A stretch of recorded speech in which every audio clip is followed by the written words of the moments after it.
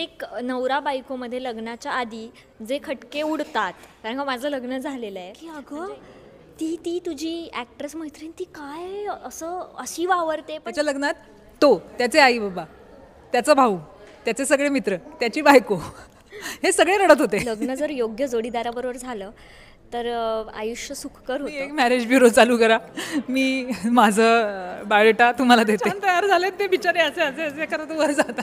जे बोलतात ना की आम्हाला मुलीच आहेत, 2 मुली आहेत, so you guys are blessed one, कारण का तुम्हाला 2दा कन्यादान करायला. खाना है, अच्छा खाना है, हाँ दे दो. मेरे बन्नो मेरी चले ससुराल को, अखियों में पानी दे. नमस्कार, कलाकट्टामध्ये मी भावना शिंदे तुम्हा सगळ्यांचं मनापासून स्वागत करते. पिंगा ग पुरी पिंगा मालिकेच्या सेटवरती खरं तर तेजा आणि हर्षितची लगीनघाई सुरू आहे आणि मैत्रिणीचं लग्न आहे, त्यामुळे मैत्रिणी छान नटल्या आहेत. खूप खूप स्वागत आहे. मिठू आणि श्वेता, कशा आहात? आम्ही मस्त, खूप छान आणि छान दिसत आहेत दोघींनी पण. थोडंफार कलर पण, शेड पण थोडी मॅच होते. तेजा गँग आहोत ना, त्यामुळे आम्ही ठरवलंय की आम्ही हा कलर पर्पल घालणार. किती एक्साइटमेंट आहे. आणखीन एका मैत्रिणीची विकेट पडते खरं तर. आमच्या ह्याच्यावर तुला कळतच असेल की किती एक्सायटेड आहोत. अर्थात तेजाचं लग्न हे मोस्ट अवेटेड होतं आणि तेजा आमचा डॉन आहे. तो लग्न करेल, तो लग्न करेल आणि काय म्हणतात त्याला, समजून घेईल वगैरे, ह्या सगळ्या आम्हाला असं वाटत होतं की भाई तेजाचं लग्न म्हणजे खरंच आमच्यासाठी एक महत्त्वाची किंवा इम्पॉर्टंट गोष्ट होती. सो आता ते फायनली होतं आहे. बऱ्याच प्रॉब्लेम्समधून मार्ग काढत ते दोघं, हर्षित आणि तेजा, एकमेकांना सांभाळून घेत आणि संकटांना तोंड देत इथपर्यंत आलेत आणि ह्याच्या पुढचा त्यांचा प्रवास सुखकर व्हावा, त्यांच्या आयुष्याची छान सुरुवात व्हावी, यासाठी ऑफकोर्स तुमचे आशीर्वाद हवे आहेत. आणि अर्थातच तेजा आणि हर्षच्या लग्नात एक कॉमन गोष्ट अशी आहे की प्रत्येक नवरा बायकोमध्ये लग्नाच्या आधी जे खटके उडतात, कारण का माझं लग्न झालेलं आहे, म्हणजे एक छोट्या छोट्या गोष्टी की मानपानावरनं गोष्टी होतात. तसं आम्ही सिरियलमध्येही काही गोष्टी झाल्यात की हर्षितची आई काहीतरी तेजाला बोलते, तेव्हा हर्षित काहीच बोलत नाही, मग सगळ्या 5 मैत्रिणी येतात, त्याला कशा समजवतात. हा ऑलरेडी टेलिकास्ट झालेला आहे आणि तुम्ही पाहिलेलं आहे. सो ह्या छोट्या छोट्या गोष्टींचा विचार केला गेला आहे. जसं खरं लग्न सराई जेव्हा असते तेव्हा अशा सगळ्या छोट्या छोट्या गोष्टी होतात. सो ते इथे घडतं आहे आणि एवढं डिटेलिंग गोष्टी झाल्यात, त्या गोष्टीचा मला आनंद वाटतो आणि मजा येते करताना. आणि मैत्रिणीचं लग्न म्हटल्यावरती एक इमोशनल मुमेंट असतो आपल्यासाठी. तुमच्या आयुष्यात असं झालं आहे कुठल्या मैत्रिणीच्या लग्नाबाबत तुम्ही फार इमोशनल झाला आहेत? हो, माझी बेस्ट फ्रेंड आहे भाग्यश्री सुद्रिक, जी डॉक्टर आहे आणि आम्ही लहानपणापासून एकत्र आहोत. माझं वाढदिवस आणि तिचा वाढदिवस एकाच महिन्यात, आमच्यामध्ये फक्त 10 दिवसांचा गॅप. आम्ही एवढे वर्ष एकत्र आहोत. सो अर्थात तिचं लग्न जेव्हा होतं तेव्हा बाय द वे, हे जे मी आज जे काही परिधान केलं आहे, हे मी तिच्या लग्नासाठी हा लुक सेट केला होता, आज मी परिधान केला आहे तो. सो ती इमोशनल गोष्ट आहे, बिकॉज तिच्या घरात मी अशी वावरत होती त्या, आणि आफ्टर आता तिचं 3 वर्ष झालं, तर तिच्या घरात आणि तिच्या आजूबाजूचे नातेवाईक होतात की अगं ती तुझी ॲक्ट्रेस मैत्रीण ती काय अशी वावरते. पण माझ्यासाठी ते माझ्या घरातलं लग्न होतं आणि तो इमोशनल मोमेंट होता की लग्न म्हणजे लहानपणापासून एकत्र होतो. गोष्टी अर्थात लग्न झाल्यानंतर प्रायोरिटीज बदलतात, तेवढा वेळ देता येत नाही स्वतःच्याच कामामुळे. आता मी शूटिंगमध्ये आहे, ती तिच्या कामात आहे. सो इमोशनल होतं जेव्हा विदाई वगैरे होते, तेव्हा आपल्या बहिणीबद्दल जितकं वाटतं ना, तितकंच आपल्याला आपल्या मैत्रिणींबद्दल वाटतं. नाही, सेम माझ्या जवळच्या मैत्रिणींपैकी एक डॉक्टर डिम्पल म्हणून मुलगी आहे, जी माझी मैत्रीण आहे. तिच्या लग्नात मला खूप इमोशनल वाटलं होतं, कारण ती माझ्याबरोबर दिवस रात्र असायची आणि मला असं वाटलं होतं लग्नानंतर त्यात फरक पडेल, पण तसं झालंच नाही, कारण ती पार्ल्यातच आली राहायला. आणि अर्थात आता तिला मुलं बाळं आहेत, त्याच्यामुळे आमचा कमी कॉन्टॅक्ट आहे. पण हो, मी इमोशनल झाले होते आणि मला मैत्रिणीबरोबर एका मित्राचं लग्न खूप स्पेसिफिकली आठवतं कायम.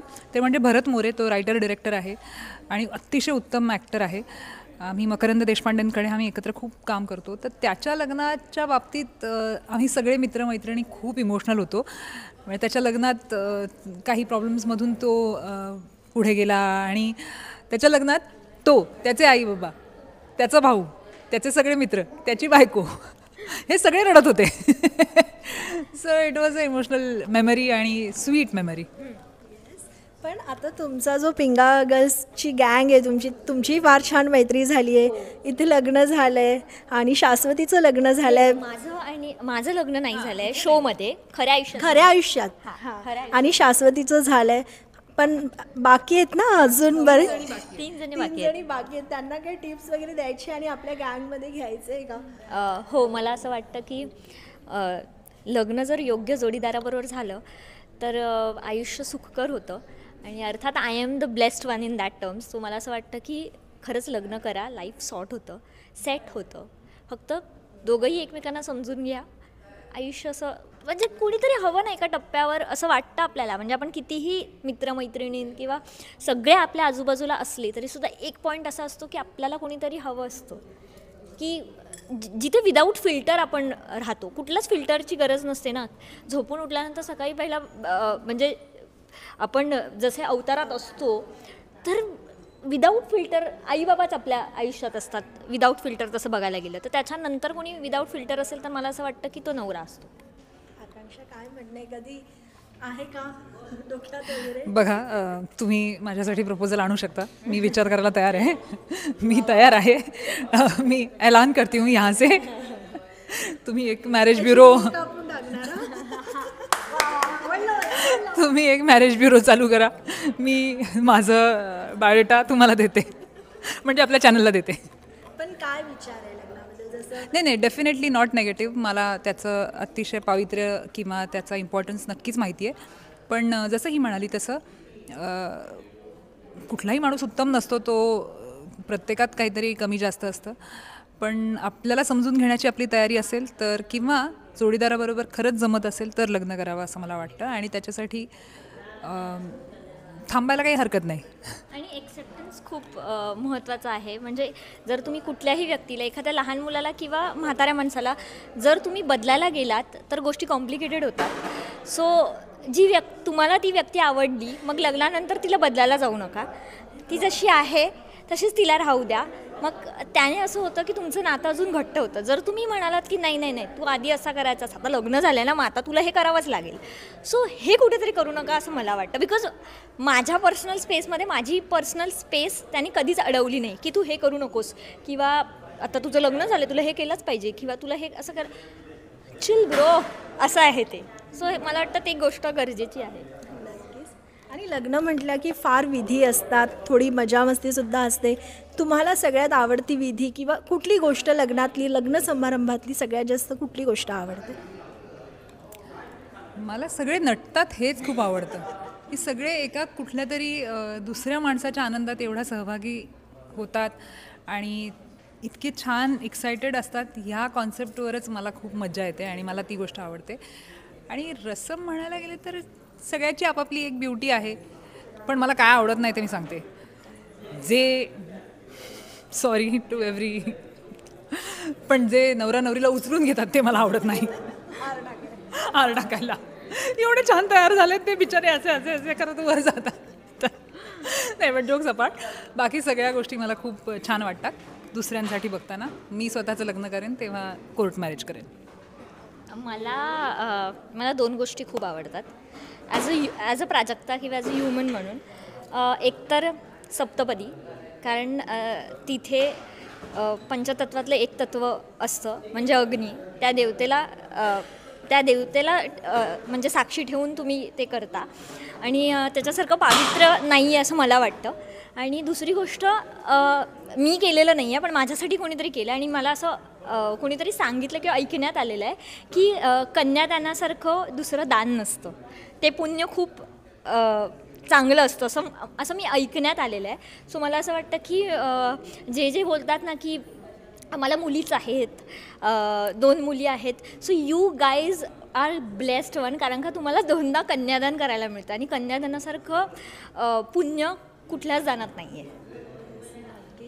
आणि आज संगीत आणि मला लग्नातलं जेवण आवडतं.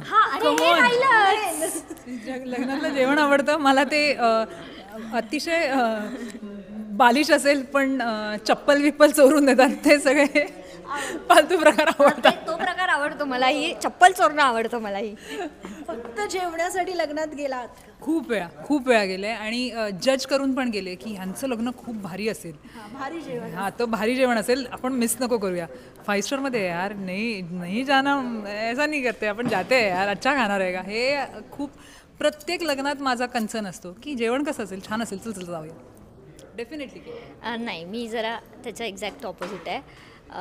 म्हणजे नाही, पण बेसिकली ही खूप सुंदर कुक आहे आणि खूप चांगलं डाएट फॉलो करते, त्याच्यामुळे तिला असं माझ्यासारखं खाणं अच्छा खाणं आहे हां ते तो असं काहीच नाही आहे.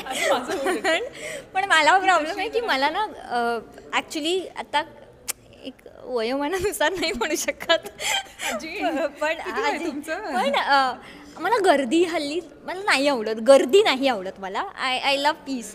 सो मी जाते लग्नात असं नाही, बट आय गो, मी सगळ्यांना भेटणार वगैरे आणि मी जेवायला बसतच नाही, मी निघते. आय मीट दॅट पर्सन आणि मी निघते. सो हे सगळ्यांना माहिती आहे ओव्हरऑल की लग्न असेल तर ही कधीच, आणि जरी असेल आणि जर एखादा घास किंवा काहीतरी खायचं असेल सलाड वगैरे तर पण मग मी मैत्रीण किंवा अंकुश, ऐक ना तू घे ना ताट, त्याच्यातलंच मी थोडंसं खाते. सो मी असं एखादं खाणार आणि मी निघणार. आणि मी एक्झॅक्ट अपोजिट आहे की मी विचार करते की ते बुफे घ्यायचा, मग साडी असं करायचं, त्याच्यापेक्षा साधेच कपडे घालून जाते, छान जेवण एन्जॉय करते. साधेच कपडे घालून जाते संगीतला, म्हणजे कसं असं वेड्यासारखं पण नाचता येईल. एवढे जाड कपडे घालून मी कसं नाचू जोरदार. मी एक्झॅक्ट अपोजिट गोष्टींनी फॅसिनेट होते, ते म्हणजे जेवण आणि डान्स. पण मैत्रिणीचं लग्न होतंय, विदाई वगैरे होणार आहे, जाता जाता मैत्रिणीसाठी खास गाणं गायला आवडेल? बन्नो रे बन्नो मेरी चले ससुराल को, अखियों में पानी दे गई, दुआ में मीठी गुड़ खानी दे गई. हाय बन्नो रे बन्नो मेरी चले ससुराल को, अखियों में पानी दे गई, दुआ में मीठी गुड़ खानी दे गई. थँक्यू सो मच आणि खूप खूप शुभेच्छा आणि मजा करा लग्नात. थँक्यू. थँक्स टू यू कलाकट्टा, तुम्ही आलात आणि सोहळ्याला मेहमान बन के आप आए हो, तो थँक्यू. थँक्यू. थँक्यू.